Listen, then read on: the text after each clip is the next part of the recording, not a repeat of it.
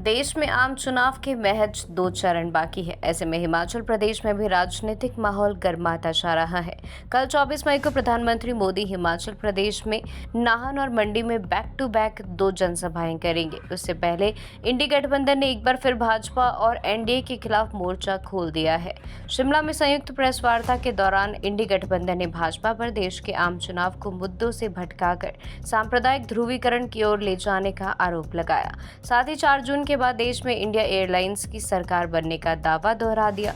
शिमला में संयुक्त प्रेस वार्ता के दौरान शिमला शहर से कांग्रेस विधायक हरीश जनार्था ने कहा कि इंडिया गठबंधन में जो राजनीतिक दल एक साथ आए हैं उनकी विचारधारा एक है और सब लोकतंत्र बचाने के लिए एक साथ आए हैं। भाजपा के राज्य और केंद्र में नीतियां लोकतंत्र विरोधी है। पीएम मोदी कांग्रेस मुक्त भारत की बात कहते हैं, लेकिन आम चुनाव के नतीजे के बाद केंद्र की सत्ता भाजपा से मुक्त हो जाएगी। भाजपा केवल मोदी के नाम पर वोट मांग रही है। पीएम ने हिमाचल आने पर सोलन के मशरूम, शिमला के सेब और मंडी की सेपू बड़ी पर खूब कहा, लेकिन आपदा में जब प्रदेश को उनकी जरूरत थी तो उन्होंने मुंह मोड़ लिया।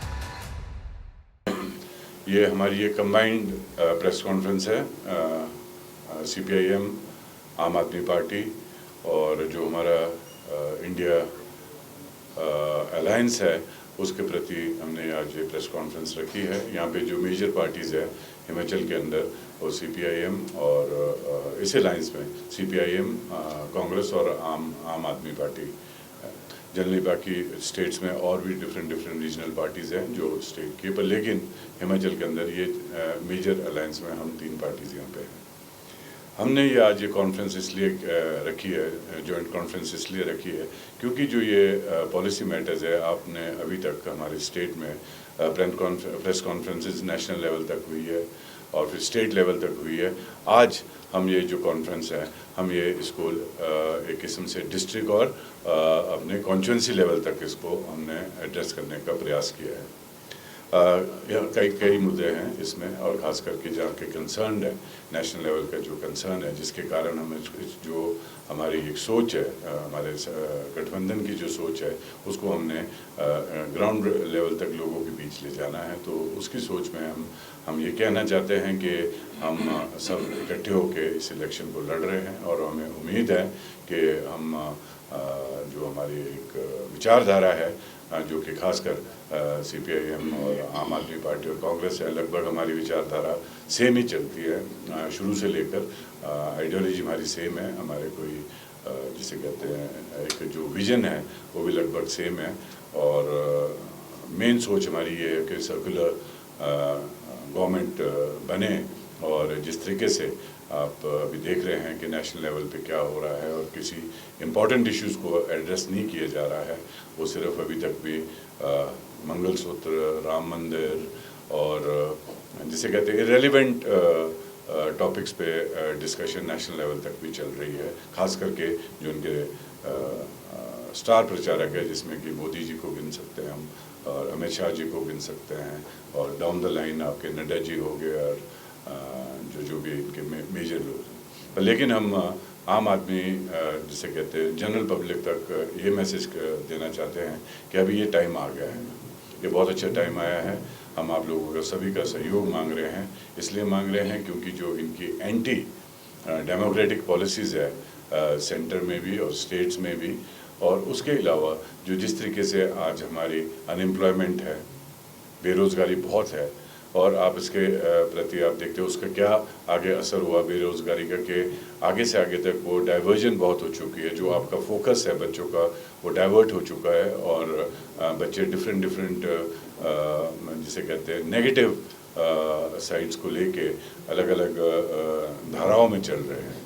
दूसरा इनका जो हमारा सबसे बड़ा एक इशू है जो एक एंटी जिसे कहते हैं गवर्नमेंट पॉलिसीज़ है या एम्प्लॉयज़ पॉलिसीज़ है। आप देखना चाहते हैं कि हमारे स्टेट ने यहाँ पे हमने मिलजुल के सब ने एक ओपीएस जो हमारी कमिटमेंट थी एम्प्लॉयज़ के प्रति उसको लागू किया है और उसी इशू पे जब ये लागू हुआ है तो हमारे स्टेट गवर्नमेंट को जिसका असर कि डायरेक्टली पब्लिक में पड़ता है कि फाइनेंसिस का हमारे लिए इन्होंने गला घोंट लिया है। वो आपने देखा त्रासदी के दौरान भी क्या हुआ है। उसके बाद अभी भी जो हमारी फंडिंग्स है, लोन में कैपिंग की गई है, और जो हमारे अपने ड्यूज़ है, स्टेट के ड्यूज़ है, एम्प्लॉयज़ के ड्यूज़ है, वो हमें मिल नहीं रहे सेंट्रल गवर्नमेंट से। तो काफ़ी एक डिस्पैरिटीज़ कांग्रेस ओरिएंटेड और अलग अलग पार्टीज़ के जो स्टेट्स रूल कर रहे हैं, उनके प्रति सेंट्रल गवर्नमेंट ने क्या रवैया रखा है। अब आगे जो एक ख़ास एरिया जो हमारा ये एरिया है, ये एरिया हमारा जनरली हॉर्टिकल्चर पे बहुत डिपेंडेंट है, एग्रीकल्चर पे बहुत डिपेंडेंट है। इसमें मैं जो प्रयास जो हम लोगों ने सबने साथ इकट्ठा होकर किया, जो आपके एक मंच भी बना है, जिसे हमने जो आपका सारा एग्रीकल्चर और हॉर्टिकल्चर का सारा दिखता है, और ख़ास करके जो हॉर्टिकल्चर का मंच बना, जिसमें हमारे संजय चौहान जी ने भी अहम भूमिका निभाई है, सिंघा जी ने भी अहम भूमिका निभाई है, हमारे माननीय मुख्यमंत्री जी ने भी अहम भूमिका निभाई है, जगत सिंह नेगी जी ने, और जितने भी विधायक हैं इस बोल से, उन सभी ने मतलब अहम भूमिका निभाई है। पर लेकिन अभी जिस तरीके से जो सेंट्रल गवर्नमेंट का प्रयास है इस इकोनॉमी को डिस्टेबलाइज करने का, वो भी बड़ा निंदनीय है। उसमें भी अभी जैसे पहले की हमारी जो डिमांड है, अभी तक भी वो डिमांड खड़ी है कि हमने कहा था कि इसमें 100% आपके जो इम्पोर्ट टैक्स है वो लगना चाहिए। वो पहले 50% था, और जब से मोदी गवर्नमेंट आई उसके बाद 30% किया गया, आजकल लगभग 20% किया गया। तो इतना सेब आपका और दूसरे फ्रूट्स है बाहर की कंट्री से रूट हो रहे थ्रू अफ़गानिस्तान, जो कि एक सार्क कंट्री है, और उसमें हमारा आपस में जो फ्रेंडली ट्रेड पॉलिसी है उसके थ्रू रूट हो रहा है। अफ़गानिस्तान तो सेब नहीं उगाता या कोई ज़्यादा फल फ्रूट्स नहीं उगाता है, पर लेकिन वो सारा वहाँ से ट्रेड होके हमारी मार्केट्स में आ रहा है, जिसका असर डायरेक्टली हमारे बागवानों पे पड़ रहा है। इसके अलावा कई इश्यूज़ हमारे जो डिवाइड एंड रूल वाला जो खास करके इश्यूज़ आ रहा है कि ये फ़लानी कौम से है, ये फ़लानी कौम से है, ये फ़लाने भगवान को मानता है, और अपर एंड लोअर और कई चीज़ें जो बीजेपी प्रयास कर रही है, तो वो भी बहुत निंदनीय है। आगे हम ये कहना चाहते हैं कि इस टाइम जो इनका बीजेपी तो अब हम कह नहीं सकते हैं, क्योंकि जैसे कि मोदी जी ने कहा था कि हम कांग्रेस मुक्त करेंगे भारत को। जी, हमारे उस टाइम सेब सीज़न भी चल रहा था, और टाइमली सड़कों की रिपेयर हुई है, सेब को सड़ने नहीं दिया, पुल टूट गए थे, पुल का निर्माण टाइम रिकॉर्ड्स पे हुआ, उसके बावजूद हमारी पावर शटडाउन्स हो गए थे, उसको टाइमली रिपेयर किया गया है। वाटर सप्लाईज आपकी अफेक्ट हो गई थी, उनको टाइमली रिपेयर किया गया है। तो इन सब चीज़ों के लिए जिन लोगों ने भी इसमें मदद की है, वो खासकर एम्प्लॉयज़ भी हैं जिन्होंने 24 घंटे 48 घंटे तक काम किया है, हम उनका भी आपके माध्यम से सभी का धन्यवाद करना चाहेंगे। और हम आज बस सिर्फ इतना कहना चाहेंगे, जो हम इकट्ठे हुए हैं इंडिया से, जो ये हमारा अलायंस है, तो उसमें खास करके CPIM, आम आदमी पार्टी, हम एक वाइडर सर्कल, वाइडर विजन लेके हम प्रदेश में आए हैं, और हम उम्मीद रखते हैं कि जब हम सब इकट्ठे होकर चल रहे हैं तो हम चारों की चारों लोकसभा सीट्स, और जो फिलहाल अभी विधानसभा में जो इलेक्शन हो रहे हैं, 6 बाई इलेक्शंस हो रहे हैं, हम 6 की 6 वो सीट भी। कि आप भाजपा को इसलिए भी हराना जरूरी है, मोदी जी को हटाना इसलिए भी जरूरी है कि अगर देश में चुनाव को आप देखना चाहते हैं, आने वाले वर्षों में डेमोक्रेसी को अगर आप रखना चाहते हैं, देखना चाहते हैं, तो उसके लिए संविधान को पहले बचाना जरूरी है। इनके कई जो नेता हैं वो ऑलरेडी बता चुके हैं, अब उन्होंने इंटेंशनली वो बोला है या नहीं, उनको शायद गलती हो गई है कि वो खुल करके सामने आ चुकी है बातें कि हम कॉन्स्टिट्यूशन को चेंज करने जा रहे हैं। हमारी और इनकी, बाकी आप जो बार बार कहते हैं कि आप क्यों हैं, देखिए इसको ऐसे आप समझिए कि बहुत जी तोड़ से हमारे आपके बुजुर्गों ने एक घर बनाया, उसमें सब लोग रह रहे हैं, कोई 1 कमरे में, कोई 2 कमरे में, कोई 4 कमरे में। लेकिन प्रॉब्लम ये है, हम तो आपस में सेटल कर लेंगे बाद में कि 1 कमरा कौन रहेगा, 4 कमरे। भाजपा तो ये कहने पे तुली है कि इसमें रहेंगे ही हम, इस घर में आप पूरे के पूरे सब बाहर जाइए, और वो भी बिना किसी अलग। एक होता है कि डिवीजन हो, फेयर हो, डिस्ट्रीब्यूशन हो, क्योंकि उनमें से वो 100 स्मार्ट सिटीज कहाँ गई। इनके जो सांसद थे उन्होंने जो गांव गोद लिए थे, वो आज तक गोद पता नहीं कितने गोद में है, कि गिर गए सड़कों में या चलने लगे कि नहीं। तो झूठ और जुमलों के सिवाय मतलब ये आदमी इतने, मैं आप लोग ये कह सकते हैं मोदी जी को अपनी जो प्रशंसा से का आत्ममुक्त जो व्यक्ति होता है, केवल और केवल देश कहां जा रहा है इनको कोई लेना देना नहीं है। मणिपुर जल रहा है, आज तक एक बार कभी बात नहीं। तो मैं ज्यादा इस बारे में नहीं कहना चाहता हूं, मैं सिर्फ ये कहना चाहता हूं मोदी जी नाहन भी आने वाले हैं कल और मंडी भी आने वाले हैं। तो मीडिया से लेकर जो ज्यादा हमारे, हम ये कह रहे हैं कि जो मध्यम वर्ग परिवार है वो ये जरूर सोचे कि कैसे सिलेंडर की जो कीमत है 400 से 1100 पहुंची, आज उसकी कैसे दाल रोटी जो है कैसे चल रही है, क्यों ही, उसके कारण क्या है। जबकि बाकी सेक्टर, आज की आपने रिपोर्ट पढ़ी होगी कि डिविडेंड अकेले आरबीआई ने सरकार को 2 लाख करोड़ का डिविडेंड दिया है। आप इसका मतलब समझिए, देश के पास पैसा या संसाधनों की कमी नहीं है, उसके बावजूद 150 लाख करोड़ से ज्यादा जो कर्जा है वो गया कहां? अपनी शाइनिंग की है। इंडिया तो शाइनिंग नहीं हो रहा है, इंडिया में कहां शाइन हो रहा है। ये कहते हैं हमने सड़कें बनाई, उसका तो आप सब लोगों को पता है, आप डीजल भरते हैं, पेट्रोल भरते हैं, सेस देते हैं, टोल टैक्स देते हैं हम लोग। जो सड़कें बन रही है वो build operate and transfer policy, उस पर बन रही है सड़कें, लेकिन गरीब क्या उठा है? मैं इतना ही आप लोगों से के माध्यम से, सरकार को छोड़िए, सरकार को तो इन्होंने इतना ये वो मतलब रोल ही ये लोग इतना खत्म करना चाहते हैं, जैसा कि संजय भाई ने भी कहा। बेशर्मी इससे ज्यादा कही है कि हम लोग 2022 से, आपको भी पता है, मीडिया वालों को मैंने कहा था कि ये लोकसभा से पहले एक बार दोबारा हिमाचल में यही हरकत करेंगे, और इतनी बेशर्मी से करते हैं कि 1-2 विधायक का कोई होता, 34-35 का आंकड़ा होता तो उसमें हो सकता है 1-2 रुष्ट हो जाता है विधायक। आप कीजिए 6 विधायकों को हेलीकॉप्टर से ले जा करके 5 स्टार होटल में ठहरा करके, ये किस तरह का लोकतांत्रिक वो है? एक बार चुनाव हो जाता है तो 5 साल आपको सरकार के लिए जब लोग चुन के भेजते हैं तो उसको काम करने का मौका दिया जाना चाहिए। दोबारा से उसको 5 साल बाद लोगों के पास आना होता है, यही लोकतंत्र की खूबसूरती है। तो इन्हीं शब्दों के साथ मैं ज्यादा ना बोलते हुए एक बार फिर से जनता को, आप लोगों के और सभी लोगों को यही चाहता हूं कि भाजपा को हटाना जरूरी है, इस देश को बचाना जरूरी है, इस देश के जो ताना बाना है उसको एक तरह से बचाना बहुत जरूरी हो गया। Thank you very much. और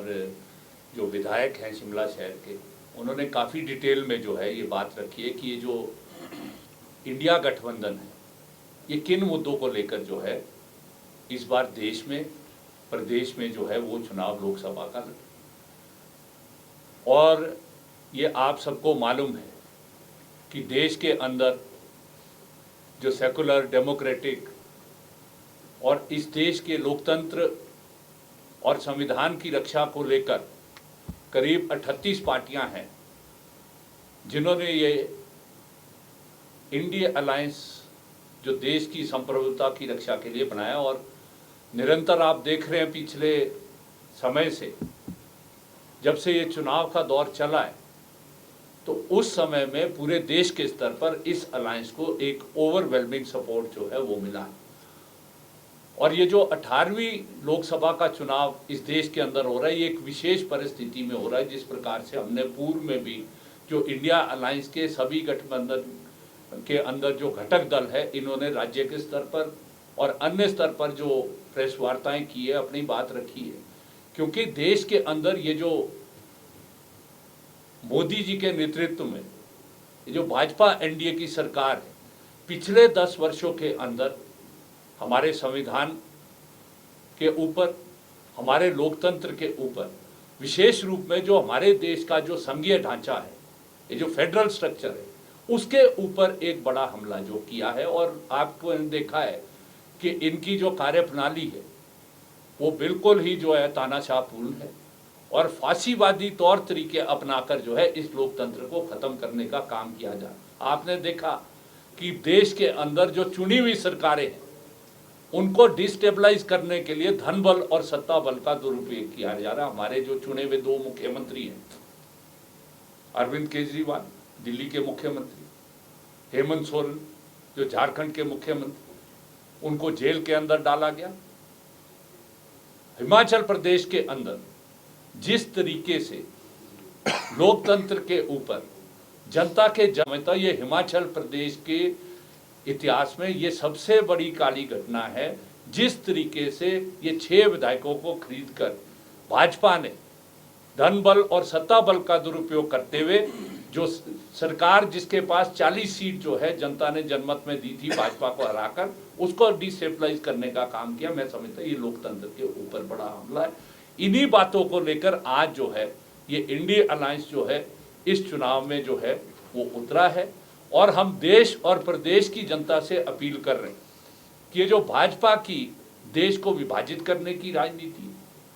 ये जो सांप्रदायिकता की राजनीति है, देश को धर्म के नाम पर, जात के नाम पर बांटने की राजनीति, और देश के अंदर ये जो नीतियां लागू की जा रही, क्योंकि देश के अंदर आपको मालूम है ये कॉरपोरेट और कम्युनल का नेक्सिस जो है वो राज कर रहा है। एक तरफ से सांप्रदायिकता की राजनीति है भाजपा की, दूसरी तरफ से जो है जो नव उदारवाद की नीतियां हैं, जिसके चलते देश के अंदर जो हरीश जी ने भी कहा है कि व्यापक बेरोजगारी बढ़ी है, महंगाई बढ़ी है,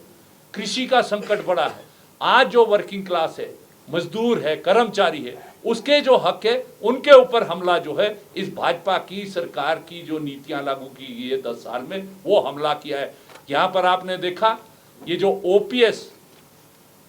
देश के अंदर जब वाजपेयी जी का शासन आया था 2004 के अंदर, उन्होंने जो है ये जो पुरानी जो पेंशन योजना थी उसको खत्म करके नई पेंशन योजना लाई थी। मैं धन्यवाद करता हूं। उत्तर प्रदेश में 1,88,00,000 पेटी सेब की हुई थी, फसल कम थी, 2 करोड़ से ज्यादा सेब जो है आयात हो गया है। 44 देशों से सेब आयात होता है। जैसा हरीश जी ने कहा, ये जो अफगानिस्तान के रास्ते ये जो ईरान और टर्की का जो सेब है वो अभी 48 रुपए किलो जो है वो दिल्ली के अंदर खुलेआम बिक रहा है। सरकार कह रही है कि हमने मिनिमम इंपोर्ट प्राइस जो है तय कर दिया है, वो जो है 50 रुपये, परंतु 48 रुपये खुले तौर पे जो है बिक रहा है। आपके माध्यम से, क्योंकि कल मोदी जी जो है चुनावी रैली करने मंडी में आ रहे, आपके माध्यम से हम प्रश्न पूछना चाहते कि 2013 के अंदर जब आप आए थे, आपने सोलन के अंदर, आपने जो है यहाँ पर जो कांगड़ा के अंदर रैली की थी, आपने वायदा किया था कि हम जो है इस सेब पर आयात शुल्क जो है 100% करेंगे, कल जवाब दे वो। आपने कहा था कि यहाँ पर जो है हमारे फ्रूट और जो वेजिटेबल्स है, टमाटर है, इसकी प्रोसेसिंग की हम इंडस्ट्री लगाएंगे, वो जवाब दे कल यहाँ पर मंडी की रैली से, क्योंकि आज वो वोट मांगने आ रहे हैं हिमाचल प्रदेश की जनता से। वो जवाब दे कि कितनी फूड प्रोसेसिंग की इंडस्ट्री जो है उन्होंने लगाई है। उन्होंने कहा था कि हम जो है सेब के लिए मिनिमम सपोर्ट प्राइस, सेब और जो दूसरी फसलें हिमाचल प्रदेश और देश के अंदर, उसके लिए मिनिमम सपोर्ट प्राइस जो है वो स्वामीनाथन कमीशन की रिकमेंडेशन के हिसाब से जो C2+50% है वो हम करेंगे। क्यों आज नहीं किया? आज जो किसान ने आंदोलन किया अपनी मांग को लेकर, 3 कृषि कानून को लेकर, 1 साल से ज्यादा जो है वो किसान ने आंदोलन किया, दिल्ली के बॉर्डर पर बैठा रहा, और 800 से ज्यादा किसान जो है शहीद हुआ है। क्या मोदी जी कल जवाब देंगे कि क्यों जो है इस तरीके से ये काम कर रहे? तो इसलिए ये इंडी जो अलायंस है, जो हमारा यहाँ पर पूरे देश के स्तर पर और प्रदेश के स्तर पर हुआ है, ये जो पिछले 10 वर्षों में भाजपा की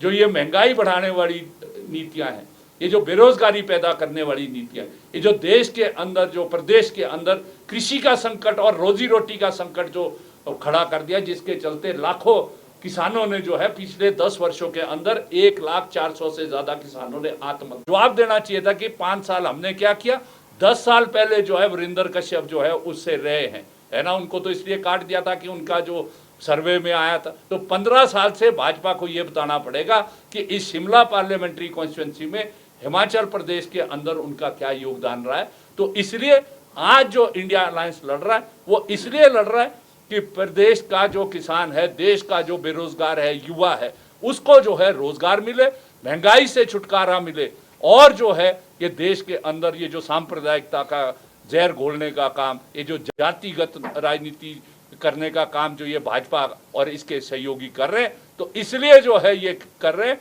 और आज ना खाऊंगा ना खाने दूंगा की पॉलिसी से आए थे। ये जो इलेक्ट्रोल बॉन्ड है, सबसे बड़ा घोटाला जो है इस मोदी के राज के अंदर आया है। और आपने देखा है, कल मैं प्रशांत भूषण जी यहाँ पर आए थे, हमारी पार्टी CPIM ने सबसे पहले उसकी पिटीशन जो है वो सुप्रीम कोर्ट में की थी। प्रशांत भूषण जी का कल मैं देख रहा था, 16,000 करोड़ से ज्यादा जो सुप्रीम कोर्ट को स्टेट बैंक ने लिस्ट दी है, उसमें 8,000 300 करोड़ के करीब आधा पैसा जो है वो बीजेपी के खाते में गया, और वही पैसा है जो यहाँ पर हमारे जो ये 6 बेशरम विधायक थे, मुझे